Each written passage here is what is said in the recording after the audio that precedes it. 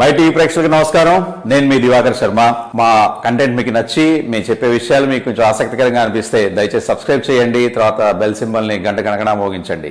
మేము ప్రతిసారి కూడా ఈ సబ్స్క్రిప్షన్ గురించి, బెల్ సింబల్ గురించి ఎందుకు నేను ప్రత్యేకంగా చెప్తున్నానంటే, మేము కంప్లీట్ గా ఆర్గానిక్ సబ్స్క్రిప్షన్ కోసం చూస్తున్నాము. కొంతమంది లాగా డబ్బులు ఇచ్చి సబ్స్క్రైబర్లను కొనుక్కోవడం లాంటివి చేయదలుచుకోలేదు. ఇప్పుడు కాదు, జీవితంలో ఎప్పటికీ చేయదలుచుకోలేదు.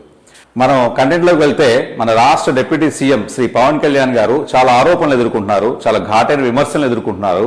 అధికారంలోకి వచ్చినటువంటి సంవత్సరంన్నర లోపలే ఇంత ఎత్తున ఆరోపణలు ఎదుర్కోవడం, విమర్శలు ఎదుర్కోవడం అనేది కొంత ఆయన జాగ్రత్త పడాల్సిన అవసరం ఎంతైనా ఉంది.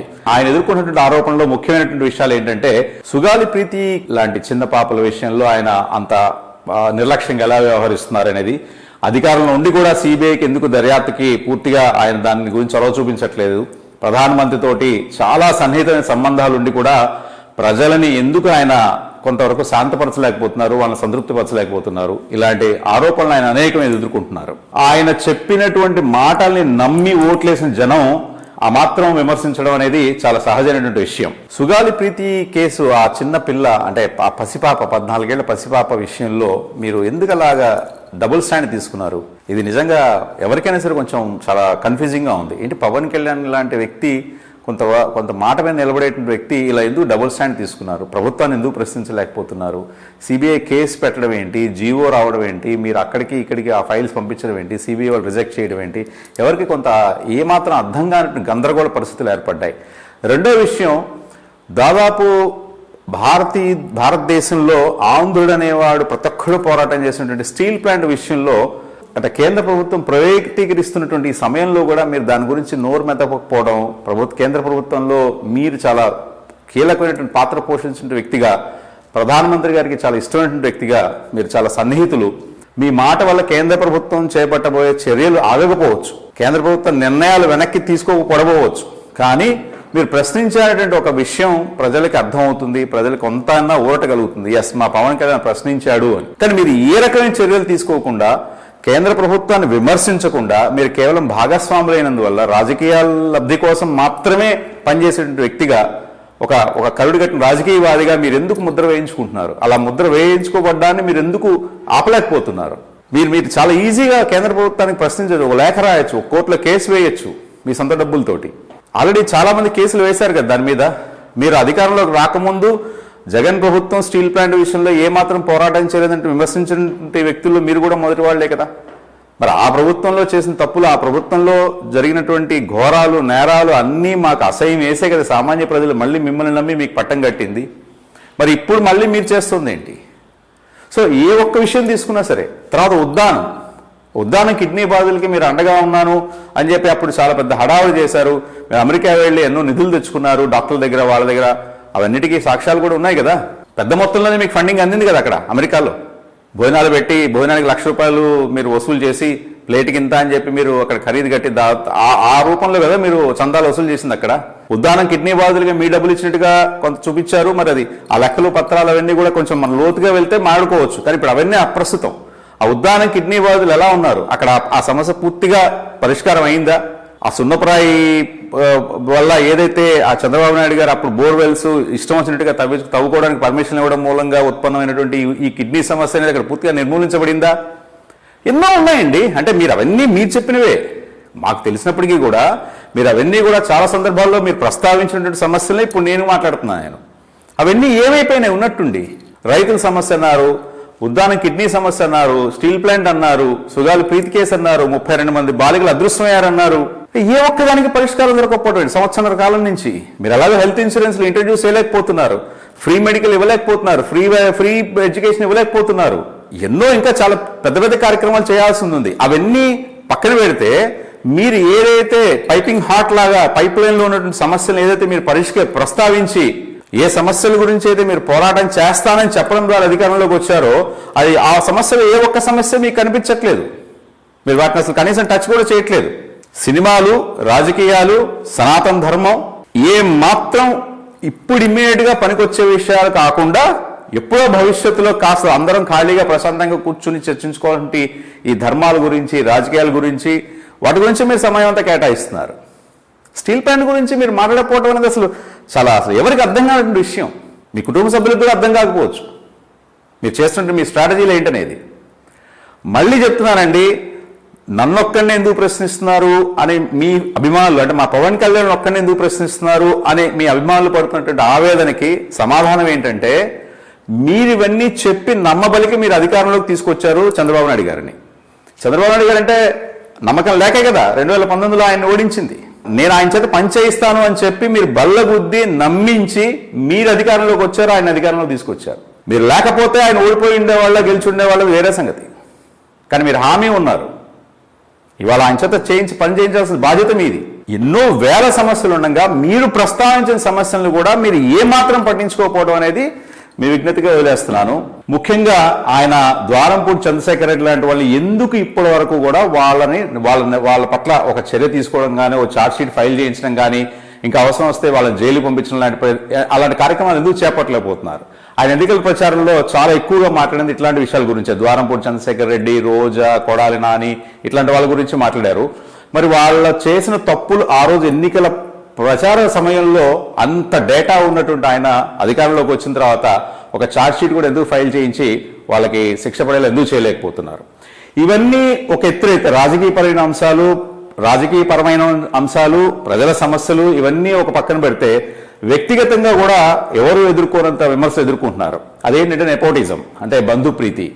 ఆయన సినిమాల పట్ల ఆయనకే ప్రీతి.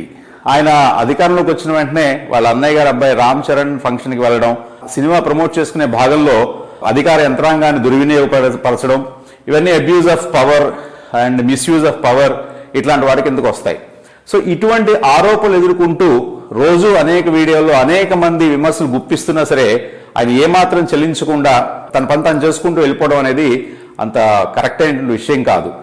రాష్ట్రంలో ఇన్ని సమస్యలు ఉన్నాయని చెప్పి మనకి దాదాపు ఓగరగొట్టినటువంటి పరిస్థితుల్లో ఎన్నికల ప్రచార సమయంలో ఎన్నో సమస్యలు, జగన్ ప్రభుత్వంలో ఆయన చూసినటువంటి అనేక సమస్యల గురించి మనకి ప్రతిరోజు ఆయన ఆభావాల్ని జుట్టునీలా అనుకుంటూ ఎన్నో రకాలుగా వ్యక్తపరిచిన వ్యక్తి సంవత్సరాల కాలంలోనే ఆ సమస్యలన్నీ పరిష్కారం అయిపోయినట్టు, మన రాష్ట్రంలో ఇంకే సమస్యలు లేనట్టు పక్క రాష్ట్రాలకు వెళ్ళడం, లేదా ఇంకెక్కడో మహారాష్ట్ర ఎన్నికలకు ప్రచారానికి వెళ్ళడం, ఇవన్నీ అంత కరెక్ట్ గా అనిపించట్లేదు. పవన్ కళ్యాణ్ గురించి నేను ప్రత్యేకంగా మాట్లాడుతున్నటువంటి ఈ పరిస్థితుల్లో నా కుటుంబ సభ్యులు, నా బంధువులు, నా స్నేహితులు కూడా నన్ను విమర్శిస్తున్నారు. పవన్ కళ్యాణ్ ఉన్నటువంటి క్రేజ్ నీకు తెలియదు, పవన్ కళ్యాణ్ పవర్ నీకు తెలియదు అని చెప్పేసి. అయితే సంతోషం, పవన్ కళ్యాణ్ ఉన్న పవర్ చాలా ఎక్కువైతే నాకు కూడా ఆనందంగానే ఉంటుంది. కానీ ప్రజలకు ఉపయోగపడే పని ఏదైనా ఒకటి చేశారా అని అడిగితే ఆయన అభిమానులు ఎవరు కూడా ఒక్కళ్ళు కూడా సమాధానం చెప్పలేకపోతున్నారు. పైగా నువ్వు వైసీపీ దగ్గర డబ్బులు తీసుకున్నావా, వైసీపీ బ్యాచ్వా, వైసీపీలో చేరావా, ఇలాంటి వెకిలి మాటలు, లేకి మాటలు మాట్లాడుతున్నారు. నా బొందులో ప్రాణం ఉండగా కాంగ్రెస్ మూలాలు ఉన్నటువంటి ఏ ఒక్క వ్యక్తిని నేను సమర్థించను నేను. ఎందుకంటే హిస్టరీ చదువుకున్న వాళ్ళకి కాంగ్రెస్ ఈ రాష్ట్రానికి, ఈ దేశానికి ఎంత ద్రోహం చేస్తుందో మనకు తెలుసు. ఆంధ్ర రాష్ట్రం అభివృద్ధి చెందాల్సినంత చెందకపోవడానికి ఎంతగానో సహజ వనరుల నుండి ఎన్నో రకాలైనటువంటి ఆదాయ మార్గాలైనటువంటి పరిస్థితుల్లో కాంగ్రెస్ ప్రభుత్వం వాటన్నిటిని ఎంత నిర్లక్ష్యం చేసింది.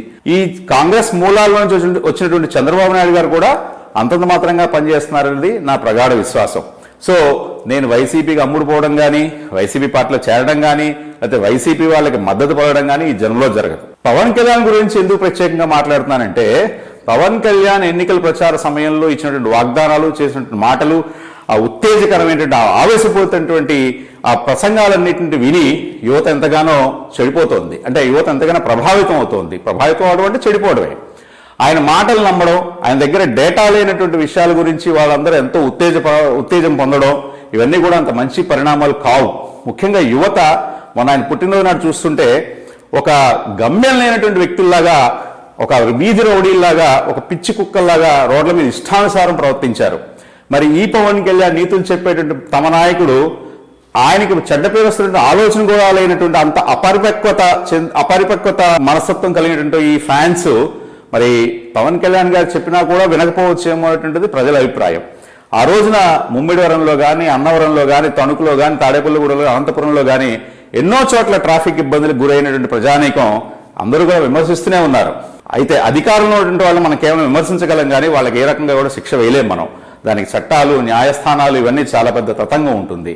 పవన్ కళ్యాణ్ అధికారంలోకి వచ్చిన తర్వాత రాజ్యాంగబద్ధమైనటువంటి పదవి చేపడుతున్నటువంటి సమయంలో చేసినటువంటి ప్రమాణ స్వీకారం సారాంశంలో తనకి బంధుప్రీతి కానీ, స్నేహితులు కానీ, రక్త సంబంధాలు కానీ ఇవన్నీ కూడా అన్నిటికీ అతీతంగా ఉంటాను, లాభకరమైనటువంటి పనులు ఇంకేమీ చేయనటువంటి ప్రమాణం చేశారు ఆయన.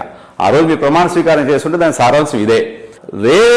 ఏ వ్యాపకం ద్వారా కూడా ఎటువంటి పరిస్థితుల్లో లాభం చేకూరే పనులు తాను చేయనటువంటిది ఆ ప్రమాణ స్వీకారంలో సారాంశం. అయితే మర్నాడు నుంచి ఆయన షూటింగ్కి వెళ్లారు. ఆయనే చాలా సందర్భాల్లో డిక్లేర్ చేశారు. ఎలక్షనీరింగ్లో పోయినసారి ప్రచారంలో ఉండిపోయి బిజీగా ఉండడం మూలంగా తాను షూటింగ్లో పాల్గొనకపోవడం మూలంగా నిర్మాతకు నష్టం వస్తున్నటువంటి విషయం మూలంగా ఆయన అధికారంలోకి వచ్చిన వెంటనే మొన్న రిలీజ్ అయినటువంటి ఆ సినిమా ఆ షూటింగ్ నేను పూర్తి చేసుకున్నాను, రోజుకి 2 గంటలే సమయం కేటాయించాను, ఇంతకాలంలోనే షూటింగ్ పూర్తి చేయాలని చెప్పి నిర్మాతలను ఆదేశించాను. అంటే మీరు అటు ప్రజల్ని ఇటు మీ నిర్మాతల్ని ఇద్దరిని కూడా మోసం చేసినట్టు అయింది సార్. మీరు ఒప్పుకున్నా ఒప్పుకోకపోయినా, మీ ఫ్యాన్స్ ఒప్పుకున్నా ఒప్పుకోకపోయినా కూడా మీరు అధికార దుర్వినియోగానికి పాల్పడ్డారనేది చాలా స్పష్టంగా కనిపిస్తున్నటువంటి ఆధారాలు. ఏ వీడియో తీసుకున్నా సరే మీ చుట్టూ పోలీసు యంత్రాంగం మీ వ్యక్తిగతమైనటువంటి పనులకు వెళ్ళిన ప్రతిసారి కూడా మీ తోడొస్తున్నారు. ఇది చాలా మీరు కరెక్ట్ చేసుకోవాలంటే విషయాల్లో మొట్టమొదటిది. రెండోది, మీరు అసెంబ్లీకి సెలవు పెట్టి వెళ్ళారా లేదా? మీరు షూటింగ్లకు వెళ్ళాలన్నా, మీ వ్యక్తిగతమైన పనులకు వెళ్ళాలన్నా, ఇతర రాష్ట్రాల్లో ఉన్నటువంటి మీ స్నేహితులను కలవాలన్నా, అంటే ఏదైనా ఈ పబ్లిక్ ఫంక్షన్స్కి వెళ్ళాలంటే రాజకీయపరమైనటువంటి కారణాలతో మీరు ఎక్కడికి వెళ్ళాలన్నా అసెంబ్లీకి రాకుండా, సెక్రటేరియట్కి రాకుండా, మీరు స్పీకర్ దగ్గర కానీ, గవర్నర్ దగ్గర కానీ, ముఖ్యమంత్రి గారి దగ్గర కానీ మీ ఆ రూల్ బుక్ ప్రకారం ఎవరి దగ్గర అయితే మీరు పర్మిషన్ తీసుకోవాలో వాళ్ళ దగ్గర తీసుకోవాలి. మీరు స్కూల్ పిల్లల్లాగా ఆబ్సెంట్ లెటర్ రిక్వెస్ట్ ఒకటి ఇచ్చి మీరు వెళ్ళాలి. ఇవన్నీ రూల్స్ అన్నీ కూడా మీకు తెలుసు. మీ సెక్రటరీ గారు కూడా ఆయన కృష్ణతేజ్ గారు చాలా అనుభవజ్ఞుడైనటువంటి వ్యక్తి. ఆయనకి చాలా అనుభవం ఉంది, ప్లస్ ఆయన చాలా తెలియగలైనటువంటి. అయితే మీకు వచ్చినటువంటి అధికారం నన్ను ఎవరేం అడగరు, నన్ను ప్రశ్నించరు అనేటువంటి ఒక ఉద్దేశంలో, ఒక భావనలో ఉండి మీరు మీ ఇష్టం చేస్తున్నారనేది సామాన్య ప్రజల యొక్క అభిప్రాయం. మీరు అసెంబ్లీలో కనిపించరు, అంటే అతి తక్కువగా కనిపిస్తుంటారు. ఎక్కడ చూసినా వేరే ఏదేదో కార్యక్రమానికి వెళ్తుంటారు. కొంతసేపు సనాతన ధర్మం ఉంటారు, కొంతసేపు తమిళనాడు అంటారు, కొంతసేపు అక్కడెక్కడికి వెళ్తున్నారు, కొంతసేపు సింగపూర్ వెళ్ళారు, కొంతసేపు మీ సినిమాల షూటింగ్లకు వెళ్తున్నారు. అర్ధభాగం మీ సినిమా షూటింగ్లకి కేటాయిస్తున్నారు. చాలా స్పష్టంగా మీరు చెప్పినటువంటి విషయం ఏంటంటే, రాబోయే రోజుల్లో నేను ఈ మీసాల సినిమాలన్నీ పూర్తి చేస్తాను, మిగతా మీ పెండింగ్లో ఉన్న 2-3 సినిమాలు పూర్తి చేస్తాను, ఆ తర్వాత సినిమాల నుంచి నేను విరమించుకుంటానని చెప్పేసరి. ఇప్పుడు ఆ షూటింగ్లకు కూడా మీరు సమయం కేటాయించేటప్పుడు మీ అధికార సమయాన్ని, అఫీషియల్ టైంని కనుక మీరు కేటాయిస్తే ఖచ్చితంగా ఎవరో ఒకరు మీ మీద కేసు వేయడం జరుగుతుంది. అది లేనిపోని మీ ఫ్యాన్స్ అందరికీ కూడా లేనిపోని మనస్తాపం కలిగించేటువంటి అవకాశం మీరే కల్పిస్తున్నారు. సో మిమ్మల్ని మీరు మార్చుకోవడానికి మీకు ఇంకా చాలా అవకాశాలు పుష్కలంగా ఉన్నాయి. చాలా సమయం ఉంది, ఇప్పటికైనా సమయం మించిపోలేదు. మీరు ఎన్ని వేల పుస్తకాలు చదివారా, ఎంత మీకు నాలెడ్జ్ ఉందా అనేది ఇలాంటి విషయాల్లో మిమ్మల్ని మీరు కరెక్ట్ చేసుకోవడం ద్వారానే ప్రజలకు మీరు నిరూపించగలుగుతారు. 4 మాటలు చెప్పి, 4 సినిమా డైలాగులు చెప్పి ఓటు సంపాదించుకున్నంత ఈజీ కాదండి. అధికారాన్ని చేపట్టడం, పదవిలో ఉండడం, ఆ అధికారాన్ని సద్వినియోగం చేయడం అనేది చాలా క్రమశిక్షణతో కూడుకున్నటువంటి విషయం. అలాగే బంధుప్రీతి లేదు అని చెప్పి మీరు చాలాసార్లు అన్నారు. వచ్చిన వెంటనే మీ సోదరుడు నాగబాబు గారికి ఈ ప్రపంచంలోనే అత్యంత అసభ్యకరమైనటువంటి జబర్దస్త్ అనేటువంటి ఒక ప్రోగ్రామ్కి చాలా కాలం వ్యాఖ్యాతగా ఉన్నటువంటి ఆయనకి ఒక ఎమ్మెల్సీ పదవి కట్టబెట్టారు మీరు. అది మీ ఇష్టం, మీ రాజకీయ సమీకరణాల్లో ఒక భాగం అయి ఉండొచ్చు. నమ్మి మీకు ఓటేసినట్టు మీ ఫ్యాన్స్కి చాలా ఆనందంగా ఉండొచ్చు, కానీ అదంతా కేవలం 10-15% మంది మాత్రమే.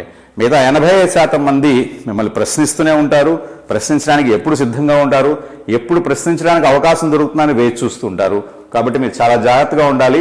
మీ మీద ఇప్పటికీ కూడా చాలా మంది ప్రజానీకానికి, అంటే న్యూట్రల్ గా ఉండేటువంటి వాళ్ళకి, మీ జనసేన పార్టీకి లేదా తెలుగుదేశానికి, కూటమికి, వైసీపీకి చెందనటువంటి న్యూట్రల్ గా ఉండేటువంటి ఓటర్లు, ప్రజలు మీ మీద ఇంకా ఎంతో కొంత నమ్మకంతో ఉన్నారు. సరే ఫోన్లో ఏదో చిన్న చిన్న విషయాల్లో పర్వాలేదులే, దీన్ని అంత సీరియస్గా తీసుకోగలిగినటువంటి స్టేజ్లోనే ఉన్నారు. ఇంకా వీళ్ళందరి ఆ లోపల ఉన్నటువంటి ఆ భావం చాలా పెద్దదై మీ పట్ల అసహించుకునేలాగా మీరు తయారవకండి. అప్పుడు మీకు సీజన్డ్ పాలిటీషియన్స్కి తేడా ఏమి ఉండదండి. ఇప్పటికే మీ మీద చాలా ఆరోపణలు వస్తున్నాయి.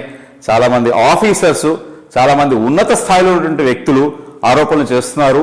దానికి ఆధారాలు కూడా నిరూపిస్తున్నారు, ఆధారాలతో సహా నిరూపిస్తున్నారు. మీరు ఏ సందర్భంలో ఎక్కడ మాట్లాడారు, అదే విషయాన్ని ఇంకో సందర్భంలో ఎలా మాట్లాడుతున్నారు, ముఖ్యంగా మీ బర్త్ ప్లేస్ గురించి, మీ మిగతా వ్యక్తిగత విషయాల గురించి కూడా వాళ్ళు ఎంతో బాహాటంగా మాట్లాడుతున్నారు.